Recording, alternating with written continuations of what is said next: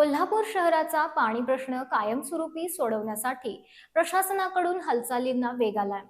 काळमवाडी धरणातून थेट पाईपलाईनद्वारे होणारा पाणी पुरवठा सुरळीत करण्यासाठी धरण परिसरात वीज उपकेंद्र उभारण्यासंदर्भात आज जिल्हाधिकारी कार्यालयात समन्वयक बैठक घेण्यात आली. कोल्हापूर शहराचा पाणी प्रश्न कायमस्वरूपी सोडवण्यासाठी काळमवाडी धरणातून थेट पाईपलाईनद्वारे होणाऱ्या पाणी पुरवठा योजनेला बळकटी देण्याच्या दृष्टीने महत्त्वाचं पाऊल उचलण्यात येते. या योजनेच्या सुरळीत कारवाईसाठी धरण परिसरात महापारेषणचे वीज उपकेंद्र उभारण्यासंदर्भात जिल्हाधिकारी कार्यालयात समन्वयक बैठक घेण्यात आली.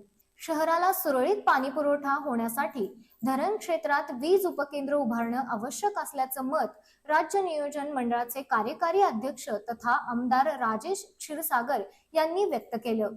हे वीज उपकेंद्र उभारण्यासाठी महाराष्ट्र राज्य विद्युत मंडळाला किती कालावधी लागणार आहे याची माहितीही त्यांनी अधिकाऱ्यांकडून घेतली. दरम्यान वीज मंडळानं वीज उपकेंद्रासाठी जागा निश्चित करून सुधारित आराखडा शासनाकडे सादर करावा असे निर्देश जिल्हाधिकारी डॉक्टर विजय राठोड यांनी दिले. यावेळी मनपा आयुक्त राजेंद्र भारुड यांनी वीज उपकेंद्रासाठी वन विभागाची जागा न घेता जलसंपदा विभागाची जागा उपलब्ध करून घेणे अधिक योग्य ठरेल असे मत मांडलं.